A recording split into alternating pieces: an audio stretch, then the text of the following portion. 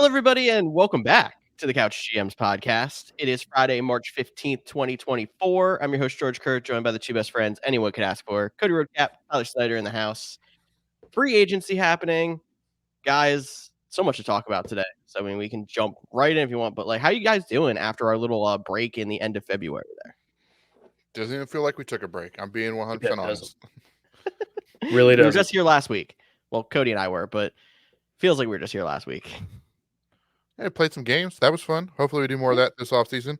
But, I mean, what a better time to come back than free agency. All craziness. All three of our teams, Packers, Titans, Eagles, getting into some big names, having some fun. It's not very often we can do that. So I'm giving us a good old Couch GM sweep for free agency. We didn't get too many of those during the regular season. So let's get a free agency Couch GM sweep. Sweep of craziness. That's for sure. Sweep of craziness for sure. Make sure you follow us on social media, Facebook, Twitter, Instagram, TikTok at the Couch GMs to get even more than you get from the show. Ask us questions about anything that's going on in the NFL landscape right now. And I think we can just jump right in here, guys. Why don't we sit back, relax, and chat? Oh, that's my cue, and I forget. Too long away. Too long away.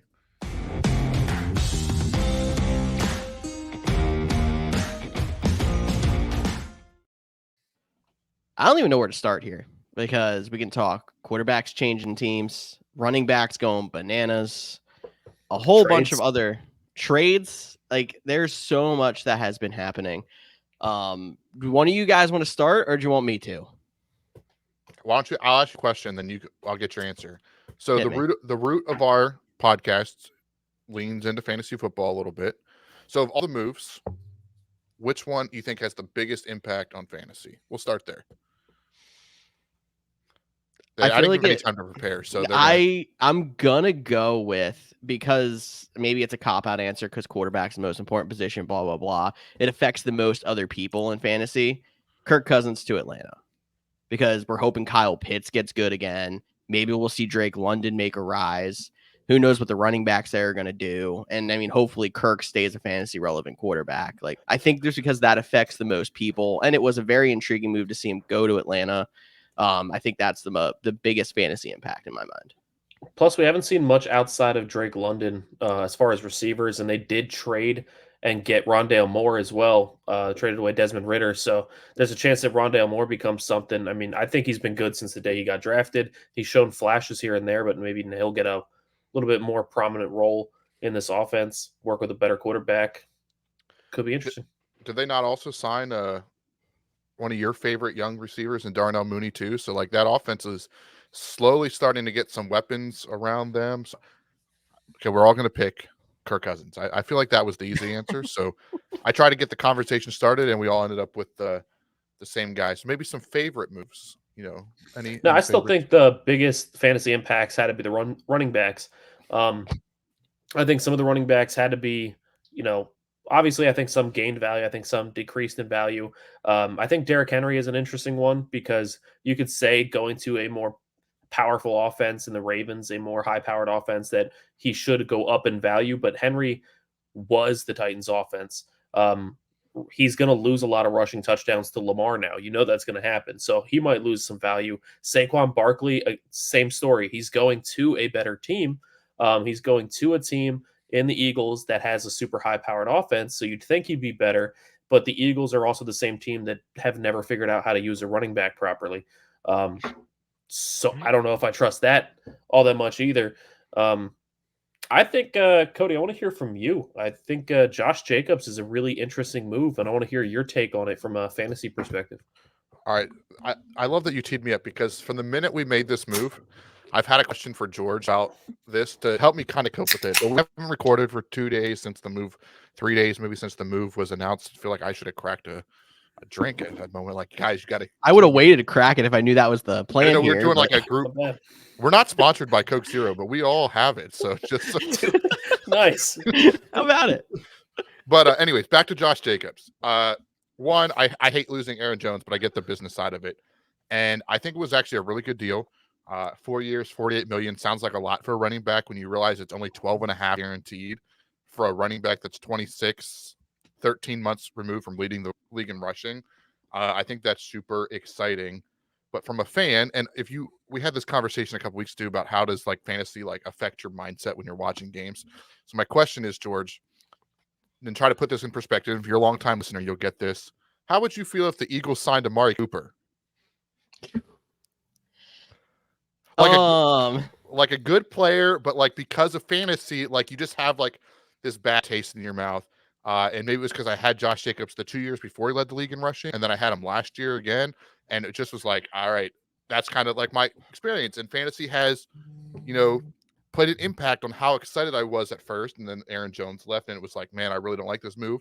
But I've sat in it. I've watched some tape. I've read some things about him, and I think this is a great move. I know they brought back A. Dillon as well to be the guy behind him, so bringing back some pieces. I think, to your point in the original question, Josh Jacobs probably got the biggest boost from 2023 to 2024 of all the fantasy running backs, just because of how rough it was for him last year. And I'm with you. Like, I really like the Henry signing to Baltimore, but they are going to lose some touches. I think the Saquon thing, I think he'll be good, but how many push touches, unless he doesn't have the stop at the 1 yard line problem that the Eagles have had for 2 years. Like, so there's a lot of things, but I think Josh Jacobs is going to be a lot of fun. And I probably won't draft him in any league because he'll probably get overdrafted because of that.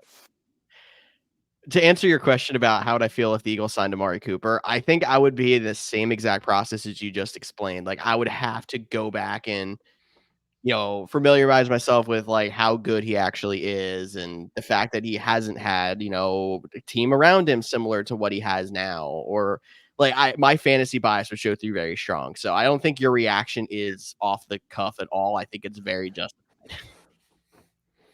And I mean, we talked about Saquon. We talked about Josh Jacobs, our two teams. We called it a Couch GM sweep, and maybe it's at the running backs. But I do think the Titans getting Tony Pollard,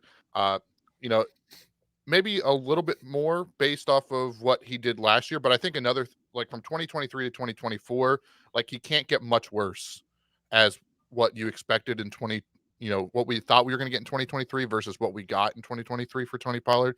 So definitely could see him being the guy in fantasy football coming up this season, 5th, 6th, 7th round, because it's the Titans. We're not expecting much from them. That ends up being a top 12 running back on the season and is one of those later round guys. If you do the no running back strat, that helps propel you into a playoff spot and potentially a championship. Yeah, I mean, I think there's a big misconception on Tony Pollard. I mean, the dude was so good for years, and then he got injured at the very end of the 2022-2023 season. And like I watched it firsthand with Harold Landry, Titans all-pro linebacker who got injured at the very end of the season, came in last year, and for the first half of the year looked like garbage. And then in the second half of the year, really started to come into his own, really started to get comfortable under that leg, and played out of his mind. And I feel like Tony Pollard was kind of the same way. I wouldn't say he played out of his mind, but the second half of last year, he really wasn't bad. Like if you go back and look at the numbers in the second half, he went back to like his old form. And I feel like that's the Tony Pollard we're going to get this year. As far as do I like the move for the Titans? I love it, to be honest with you. I mean, I'm a diehard Derrick Henry fan until I die. I will always honor, respect, and love that man. But I'm kind of glad that we went in a different direction. My wife was even the one that was like, well, don't we need to go out and get a power back? Because like we're losing Henry. I'm like, no, we don't. Because the issue with Henry was if Henry's on the field, you know it's going to be a run. And if Tajay Spears is on the field, you know it's going to be a pass. But now you have Tajay Spears and Tony Pollard, both pass catching backs, both good running backs, both with speed. Whoever's on the field, you have no idea what's coming. The offense became a lot less predictable. I'm not saying we upgraded in running back, but we got better in predictability. Titans also have a better offensive line already with some of the moves they made. So I think Pollard could have a really good year. But if you're looking at fantasy stashes, look at Tajay Spears. They're going to split 50-50. I'm telling you right now. And Spears showed some hella flashes last year with Derrick Henry in there, really came into his own. And I think he's going to get an even bigger role in the offense this year. Spears would be my guy to take if there's a no running back strat. Also, like, it's going to be a big change in philosophy for the Titans. I mean, not only going from Henry basically being your offense to the 2 running back, split backfield. They already did kind of do that last year. Henry was not on the field as much as he had been in the past, but Yeah, Tony Pollard is a lot more like Chris Johnson was back in the day, the more speed back, home run hitter kind of guy, as opposed to Derrick Henry, who would just grind on you all game and tire you out and then hit a home run. Like, Derrick Henry can go out there and run for a 90-yard touchdown at any point, but totally different style running back. And it's going to be a change in philosophy for the Titans offense to a lot more play action. You're not going to run the ball 60% of the time anymore. Probably you're going to be more 50-50 split. And I'm interested to see how that offense changes this year. More R1 or more right stick instead of R1 is what we're going to see in Yes. Tennessee. And hopefully more than just you three got that joke. But we talked about running backs. You know, there was a lot of other changes. Austin Eckler going to the Commanders, DeAndre Swift to the Bears, Aaron Jones going to the Vikings. We talked about some of those, and those aren't the big ones. But the other two I want to talk about before we move on to a different position. Joe Mixon was a solid fantasy running back. He goes to now the Houston Texans. And then Zach Moss, who had a sneaky, really good season filling in for Jonathan Taylor, goes to the Bengals. Could Zach Moss be one of those potential later round guys, or do you think his season last year was probably like peak Zach Moss, or what are you guys thinking on that one? So we've talked about it before, how there's just these random players, and for no reason, you cannot explain it, but you absolutely just refuse to take them. You're just like, no, I'm out on them. And Zach Moss is one of those guys for me. I'm sorry, I can't bring myself to do it. I have no faith in Zach Moss. I don't want to buy into Zach Moss, and it's Zach Moss. Who cares? I think that it's going to be. I think they're going to draft a running back. Personally, maybe not early, but I think at some point they're going to draft a running back. I think it's going to be more of a split backfield. I don't think Zach Moss is going to have that much value, but on the face right now, it looks like he has more value. I'll have to wait and see how the draft turns out first. Zach Moss might be one of the guys that I'm like, I'm not going to take him. And if I'm wrong, I'm okay with it. But I have this gut feeling that we're going to be wrong because it seems like everywhere he's gone, he's just played at least decent or well. And I don't get it. Like last year, he filled in very well for Jonathan Taylor. When he was given like more extensive opportunities in Buffalo, he actually had some pretty good games. And like the Bengals are going to have other guys rotating in, but I have this weird feeling that he's going to be better than we're playing it, but not as good as the fantasy community is going to overrate him at. All right, I like that. And then just so everyone knows, Savon Ahmed did go back to the Miami Dolphins, so that's going to be another random guy that's going to steal some carries every once in a while. But that's probably enough for running back talk. I have one actual dark horse I want to throw out there because I don't think a lot of people have talked about the name, but the dude who replaced Saquon in New York, Devin Singletary, another former Buffalo running back, I have a feeling he's going to get a lot of carries.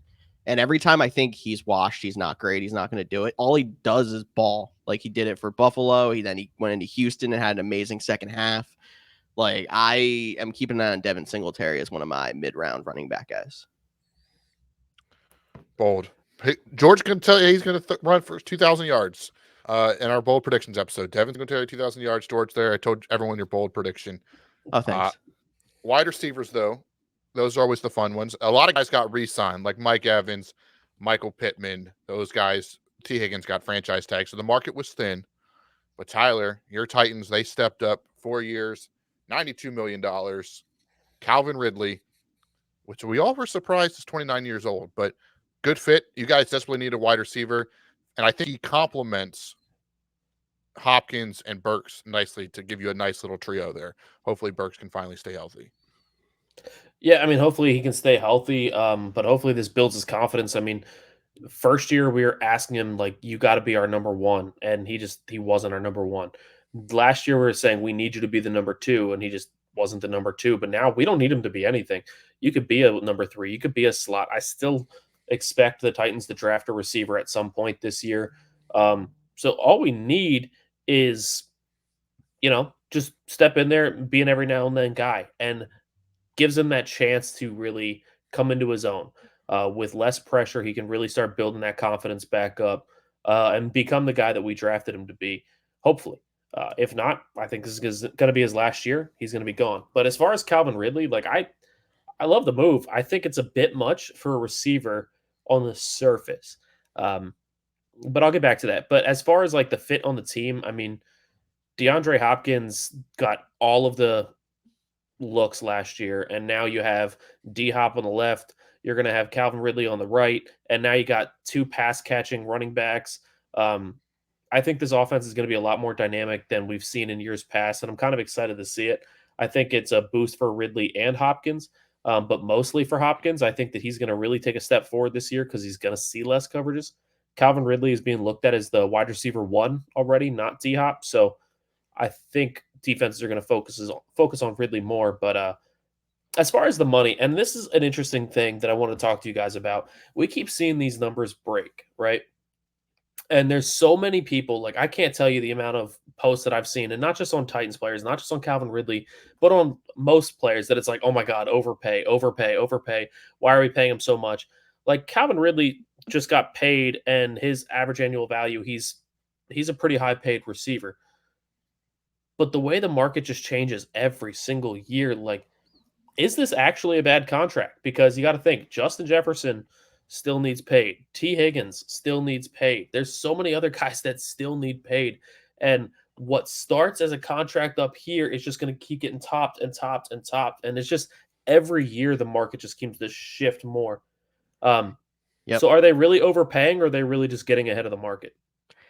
I think they're getting ahead of the market. This is the same idea as you pay your franchise quarterback a year early because you want to get ahead of the next couple of guys.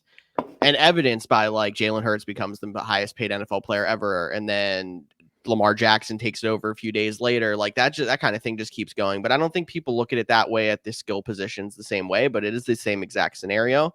And the other thing to remember is the salary cap went up $30 million.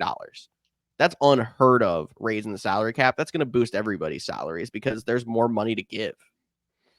Yeah, and I think there is, right? I think where the overpay conversation comes into is, one, you have to realize what the guarantees are. Guarantees are the guaranteed number is 1,000 times more important than what the total number is, because that's all the money that's guaranteed. These aren't baseball contracts. These aren't NBA contracts where they're fully guaranteed. They have guarantees, and then you have to earn the rest. And two, I think the overpay conversation is, where do you value a guy like Calvin Ridley? Wasn't it overpay? Probably. But we talked about offline before we started. He was probably the best wide receiver that hit the market. So to get the top guy on the market, you're going to have to overpay. Now, is 23 some $million a year average annual kind of high for, I don't know about you guys. I wouldn't say Calvin Ridley is a clear tier 1 wide receiver. Like, Yep. So like that's the give or take. I mean, I'm trying to think the other comparable guys who are available, not even necessarily free agents. Mike Williams was cut late. He's probably one of the top guys out there. T. Higgins, who we keep talking about, but he's in trade talks. He's still under the franchise tag with Cincinnati. And then Deontay Johnson, who got traded from Pittsburgh. Those were, I think, the top 4 wide receivers probably available. Where's Calvin Ridley fall in there? Probably 1 or 2. I would say probably 2 behind T. Higgins. But I don't know if my bias against people that got Johnson like re-signed and traded, you have to throw in Mike Evans and Michael Pittman and those kind of guys. And Mike Evans, was it ever a doubt that Mike Evans was going to stay with Tampa Bay? Yeah, it was reported he was going to test free agency, and then last second they said that it wasn't. And that's the thing. This thing changes. But to Tyler's point, 100 contracts, they look bad on the surface. In 2 years, you're like, if he plays well, you're like, oh, that was a steal. Because, I mean, the counter argument is, okay, well, Gabe Davis got a 3-year, $39 million, so he's making $13 million a year. Calvin Ridley's making 23. Are they $10 million of a difference of a gap? Probably not. But do you feel more confident in Calvin Ridley?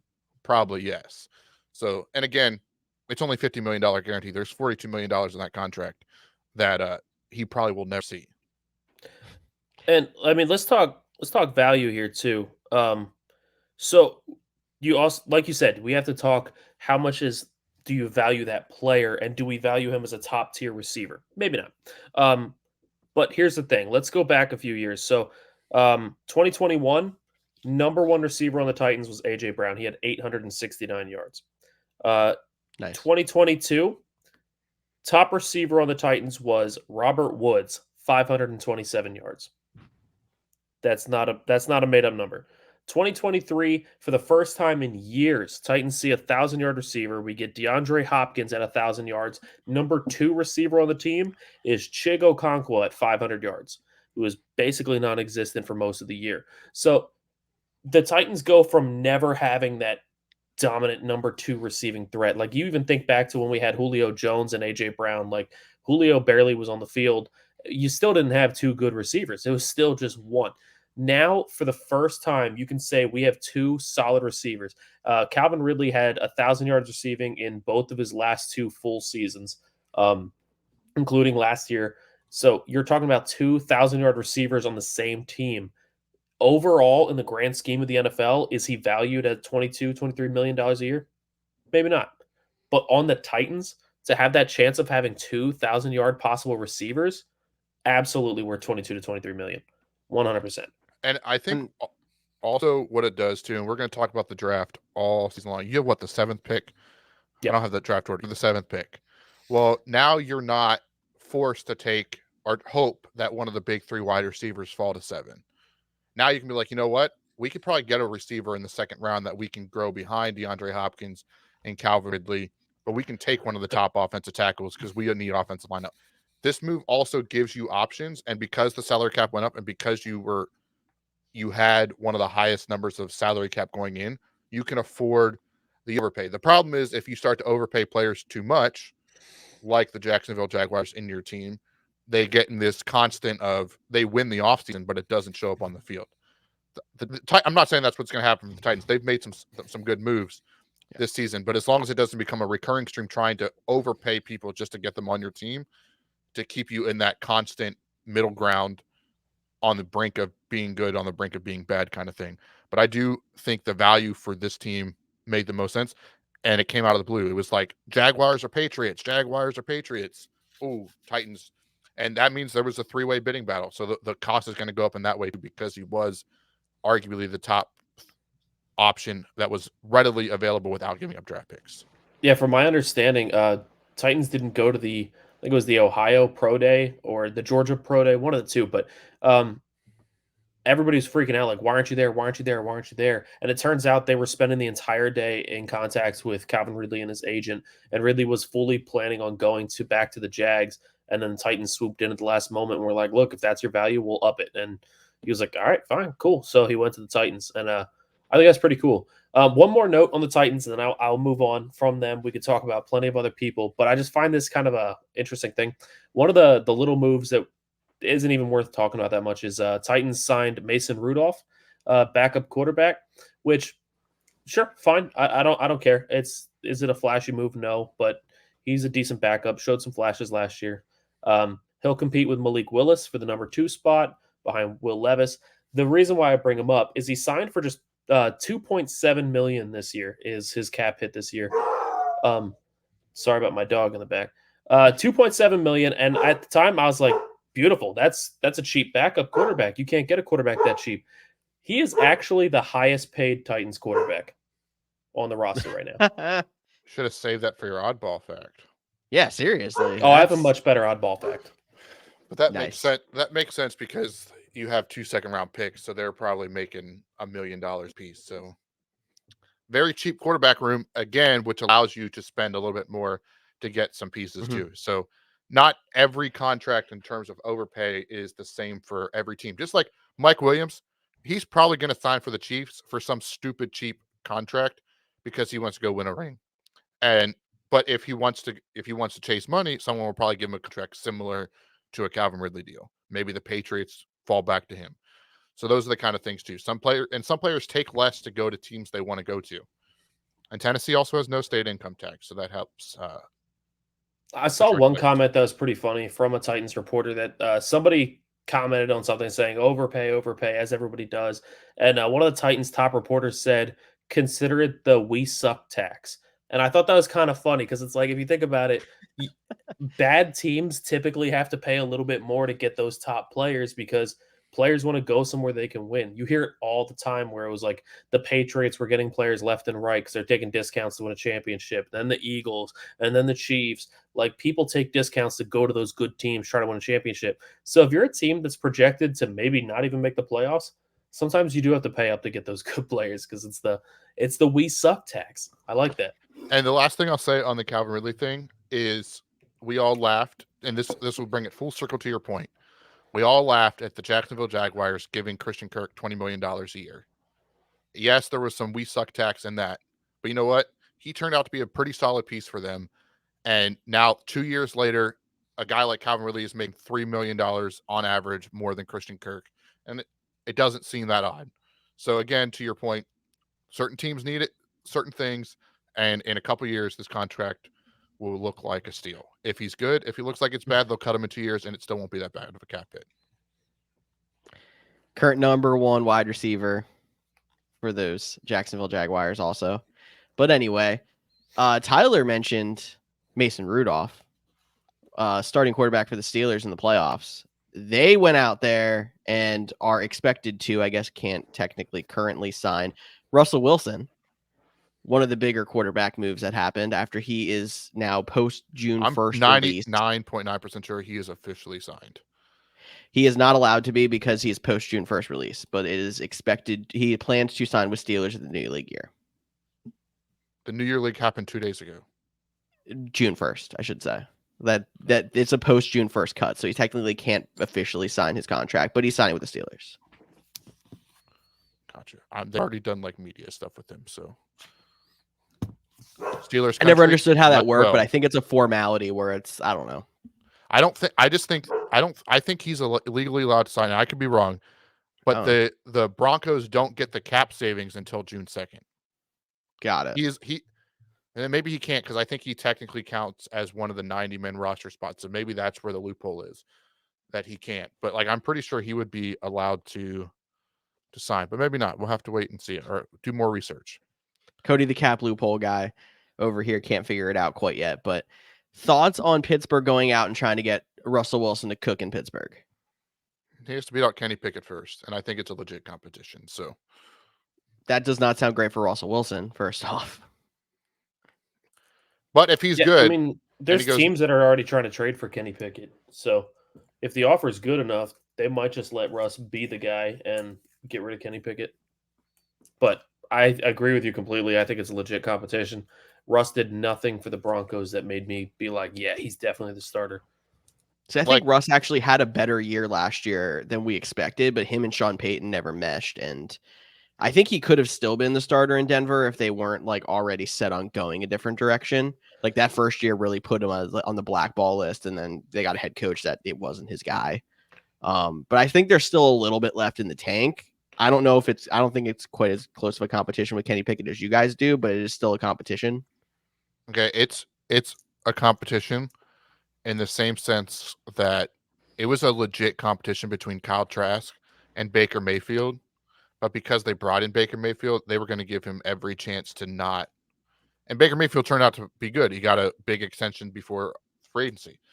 But I think if Kenny Pickett plays well and Russ doesn't, they're not going to be like, oh, I mean, they're paying him like the league minimum because he's getting paid from Denver anyway. So it's not like they're contractually tied to him either. That's true. All right. So let me ask you this. I'm going to throw you guys completely under the bus because, we're just free balling this anyway. Give me a move that you still want to see. Give me a move that you feel like has to be done still. A free agent signing. Get somebody sign a safety. Sorry. I gotta take a peek at some top 101. Can I ask for clarification? Because I feel like that's my role anyway. Like a move that has to be done, like we think is a great fit, or a move that we would like to see? Or are they the same thing? Okay. Let's give one of each. Oh God, that's even more homework. Okay, well, I can give you some more time. I'll tell you my move that I feel like has to be made. My move that I think is a good fit, and I think this team really needs to do something, is the Baltimore Ravens need to sign a backup quarterback. Josh Johnson's not enough for you? Josh Johnson's not even close to enough for me.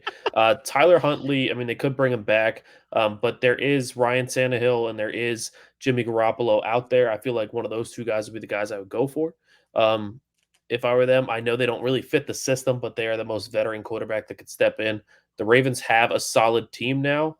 Lamar was healthy last year, but has, I mean, been often injured in the last few years. If I'm the Ravens, I'm not feeling comfortable till I get a backup quarterback that I feel like I can lean on. Yeah, and Jimmy G would not be that for me. Of the guys still available, I mean, Tannehill kind of fits. And I don't even think he's a good quarterback, but they might be a sneaky team that would be in the Justin Fields market if they want to keep something similar to what their offense is going. But at this point, the Bears might just keep him and let him be the backup for them. I thought Desmond Ritter would have been a fun fit for them too, but again, they probably need someone a little bit better. And I just don't know if you can go to a guy like a Jimmy G where their system changes so drastically with them. So maybe like even like Tyler Huntley's 1 year removed from the Pro Bowl. So maybe we're not giving him enough credit. Or maybe that's just how bad Sam Howell, honestly. Sam Howell would have been a good move if they would have made that move. I mean, the dude really wasn't bad last year. The other quarterbacks, the top 4 right now ranked by Yahoo that are still available are Jimmy Garoppolo, Ryan Tannehill, Josh Dobbs, and Carson Wentz. Those are the top 4 remaining quarterbacks. That's nice. Josh Dobbs wouldn't be bad. The man that gets cut from every team he goes to. But hey, for 4 games, he can come in and play lights out. You're not asking him to play a whole. I mean, Lamar missed the whole season. The Ravens aren't going anywhere anyways. But like, if he's going to miss 4 games with a high ankle sprain, Josh Dobbs could get him 2 wins, maybe 3. That makes sense. For me, so the one thing, and I would have loved to seen, but it didn't happen. But the Chiefs, they need to sign a wide receiver. That's obvious. They've been looking for one to replace Tyreek Hill.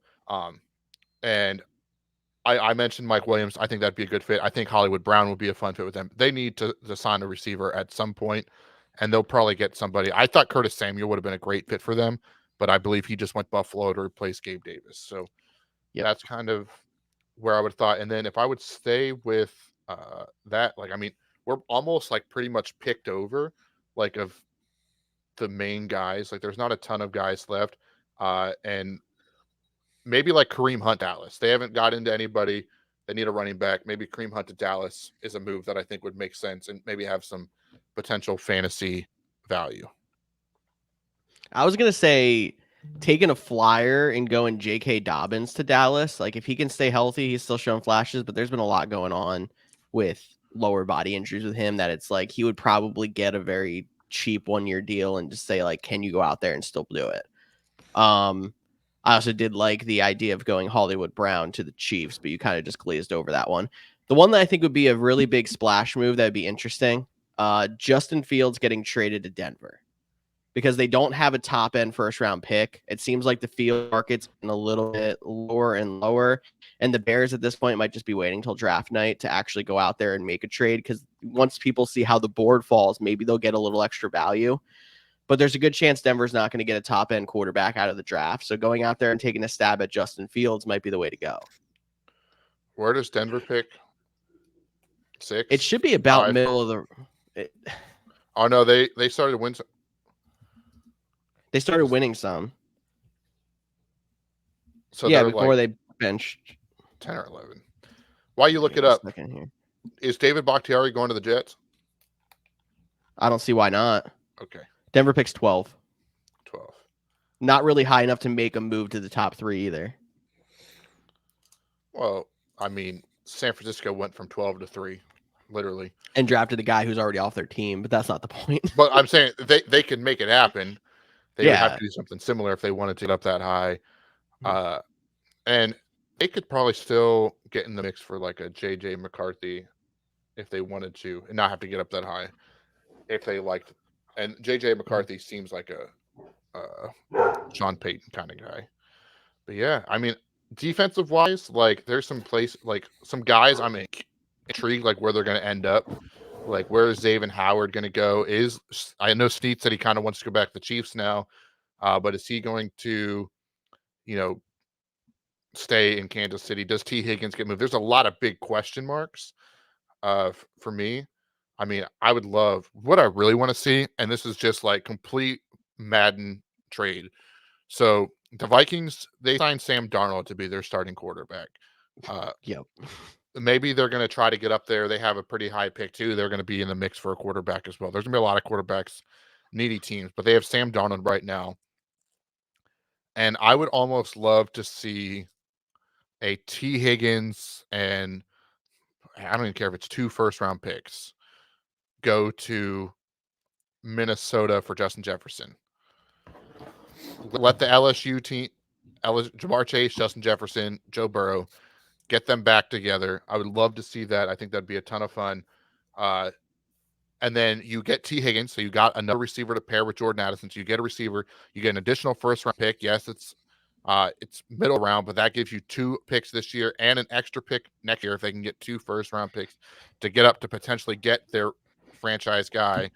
That's a move as one. I mean, everyone knows I'm a Packers fan, so I don't like the Vikings, but I've always been a big Justin Jefferson fan. I'd love to see him get a new change of scenery, get him out of the North. I think it would be a great fit, and I think it would be a smart move for the Vikings because they're about to pay him $30+ million a year, and where are they going? Like, if you can get I a just elite don't. value for him.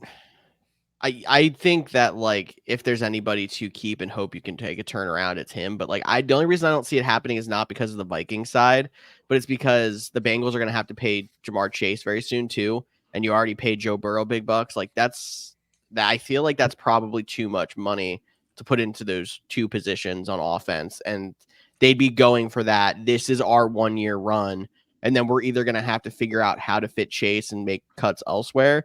Or then Jamar Chase maybe becomes available because they don't have the cap space to pay him. Bro, the cap's going to keep going up, barring another pandemic, which let's not even put that out there.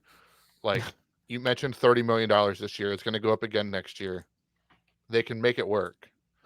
So that is my miracle long shot wish. T. Higgins and 2 first-round picks from the Bengals to get Justin Jefferson.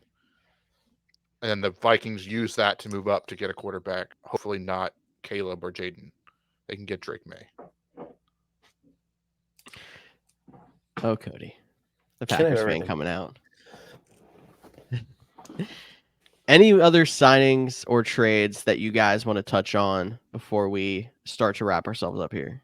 Is there any defensive signings that like really stick out to you? Like, I know we talk a lot of offense because that's more exciting and we're fantasy based. Like, I mean, you got Bryce Huff, you got Xavier McKinney, like some of the top guys on their position.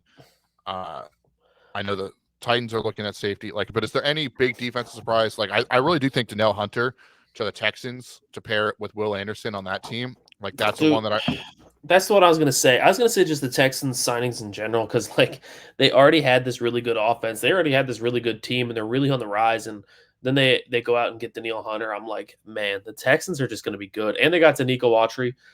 Don't forget about that either. That's big. Those are big signings. That sucks. They're going to be so good.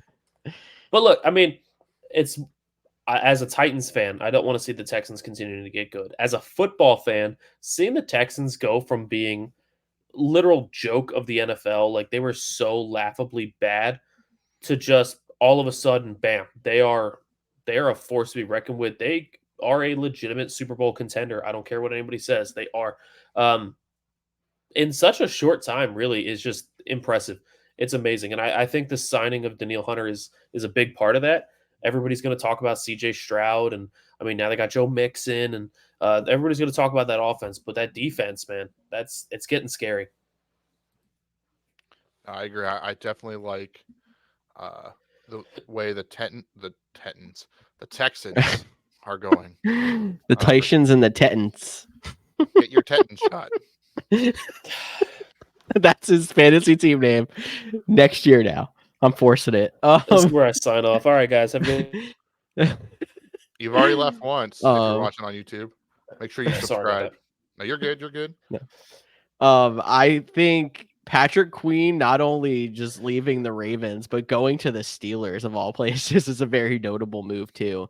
Steelers have that history of having those hard-nosed linebackers or edge rushers, and now you add Patrick Queen into the mix with that already good defense, and if they get better quarterback play this year, maybe they're right back to being a contender. Dude, I'm they so, always have a winning season. I just don't know if they're going to hit over the edge. That's true. I mean, but they were one of the final, like they were one of the worst teams last year, and they somehow still made the playoffs. And that the Ravens have gotten better. I know there's some buzz about potentially the Ravens trying to get either like they inquired about Debo, but Brandon Ayuk wants a trade too, so we could see if they get another wide receiver there. I think that could be a sneaky piece for them. Joe Burrow's going to be back healthy. The Browns, maybe with Deshaun Watson, it's hard to tell, but they've added some pieces too. Like that's going to be a gauntlet division, as it always is. But yeah, and a gauntlet conference, right, for sure. The AFC is 10 to 12 teams deep, I feel like. Yeah, I mean, I feel like both conferences are pretty deep. Like, I think we've gotten to the point too of where the top end isn't as good. So like it's brought the competition closer. So it makes a lot more teams feel more competitive. Do we want to go down a rabbit hole for 5 minutes, or do you want me to save it for next episode here? Can you like tease us what the rabbit hole might be, and then I can decide? So disparity being a thing, I think that was a big reason why people were arguing the NFL doesn't expand. But now you're saying how like everything's getting closer. We have more legitimate starting quarterbacks. We have more legitimate people at every position where like the gap is closing. Is it time now that you have enough of a solid player pool to be able to expand past 32 teams? I mean, you could probably expand past 32 teams if you wanted to. But I think if they do expand, like it's international. And I think that's the bigger point would be to expand and get a bigger, actually become, the National Football League.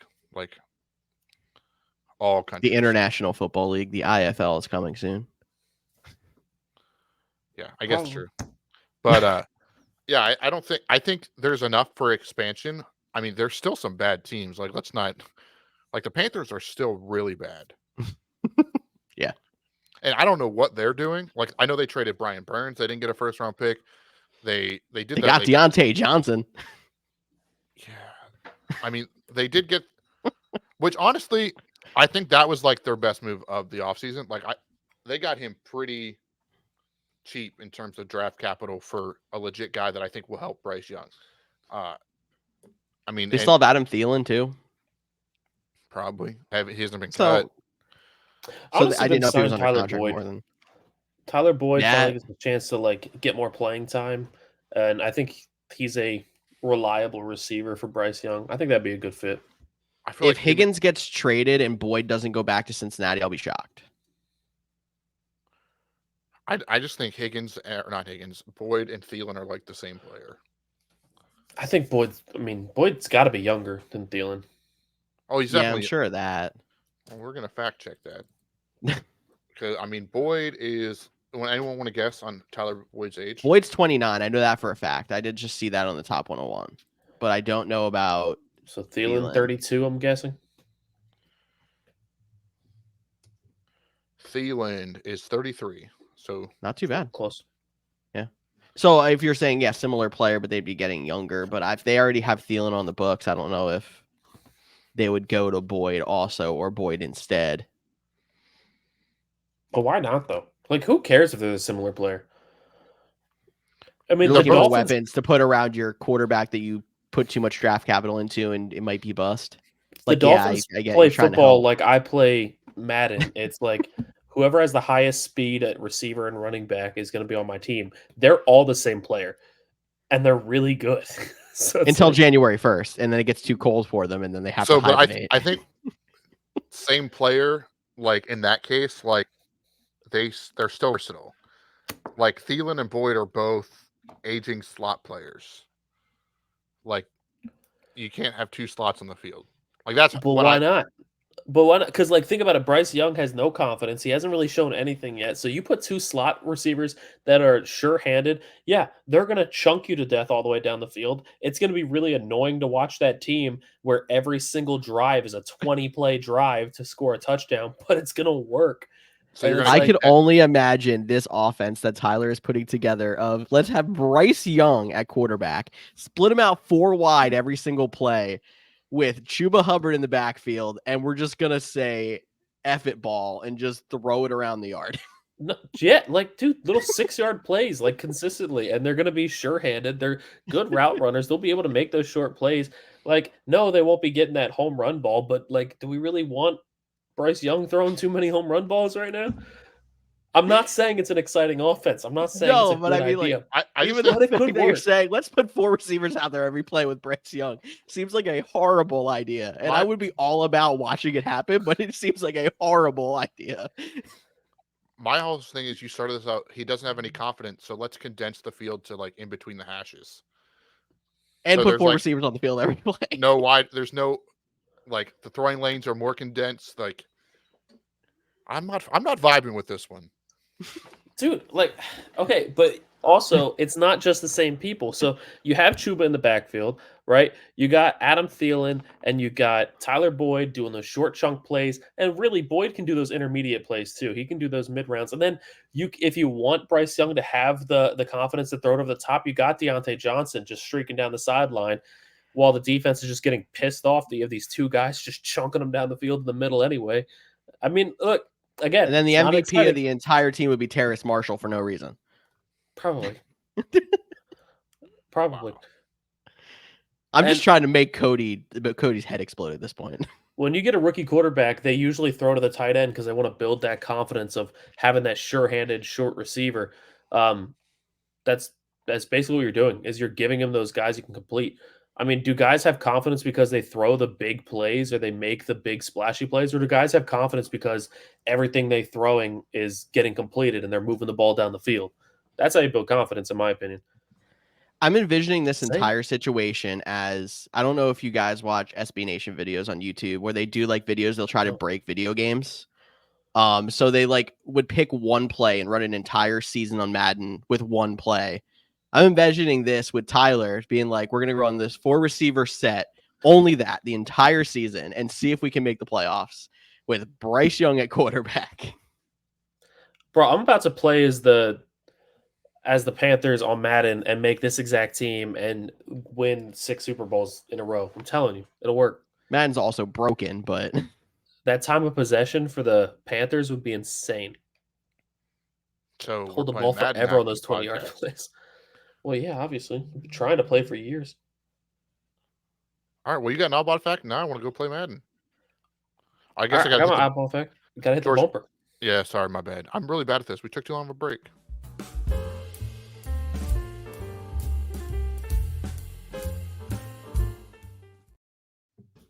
Hello, and welcome to Tyler's Oddball Fact. I have a great one for you guys today. And, this one isn't even for the fans. This is just for the diehard Couch GMs fans and you two especially. I think you're going to really enjoy this one. Okay, here we go. This one's crazy.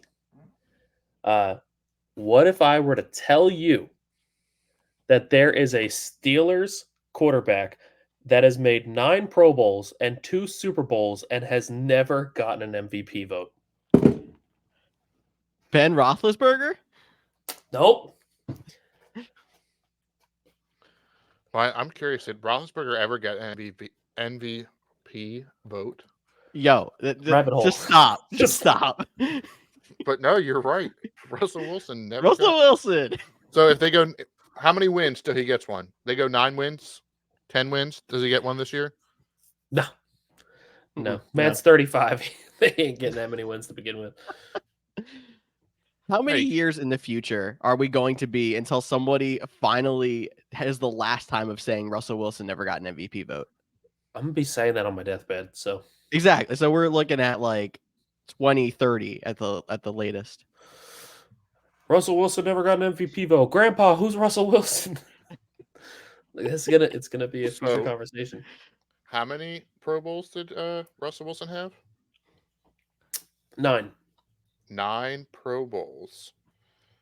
I might one up your fact here. I'm still typing. This guy over guessing here. Ben Roethlisberger. Yeah, I'm trying to see how many Pro Bowls he had.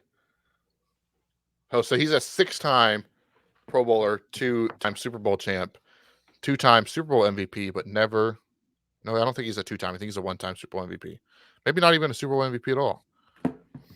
That's not the point. He never received an MVP vote either. So. Yeah, but nobody talks about that. I know. Russell Wilson. That's true. You're right. But just saying, good quarterbacks don't always get MVP votes. Some quarterbacks winning quarterback in NFL history when he won it. Breaking news on the podcast. Linebacker Devin White of the Bucks is signing a $7.5 million deal with the Eagles.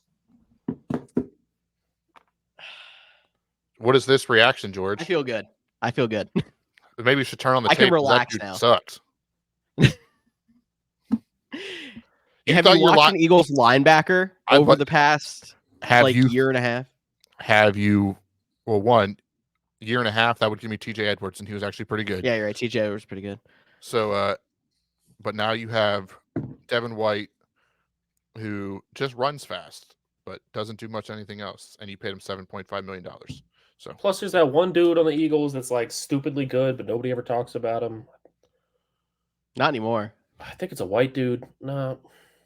The center? Is that what you're getting at? No, not the center. I thought you were making a Kelsey joke. No, I'm Googling it. He's probably not in the Eagles anymore, if I had to guess. Are we sure he's a linebacker or is he a safety? No, linebacker. Reed Blankenship. It's not Reed Blankenship. Yeah. I feel like we're playing Weddle right now. I'm blanking right now. All right. George, start naming Eagles linebackers. George, start naming spot like this. What kind of fan are you if you can't name all 90 players on the roster? Yeah, okay. Nicholas Morrow, that was it. Yeah, he was not as good as it sounded. He got benched in the second half of the season. All he did was tackle a lot of people 10 yards down the field. Yeah, I mean, you got a lot of tackles. That's all I know. Gotcha. Okay. You guys, and I don't think he's on the team anymore, so you can tack that one off as well. Y'all got Hassan Reddick, Nakobe Dean, Zach Cunningham, Shaq Ben Van Leonard. Sumeren. Yeah. You guys gonna trade Josh? Oh, you get Ben Van Sumeren now, but you couldn't get a linebacker when we were like name any linebacker. Chart. Don't give me that much credit. All right. It's probably not even how you pronounce that. Yeah, probably not. Yeah. Okay.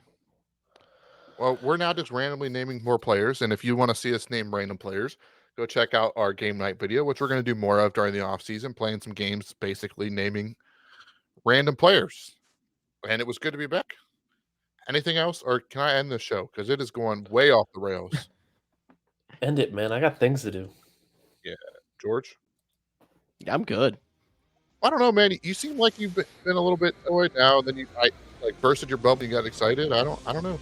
Just checking in on a friend. You said we're the two best friends anyone can ask. We're checking in. We're doing our job. As always, thanks for checking out the Couch GMs podcast. I am Cody Roadcap with George Kerth and Tyler Snyder, recapping everything free agency. We'll be back in 2 weeks with another episode. Make sure you subscribe, and we'll see you then.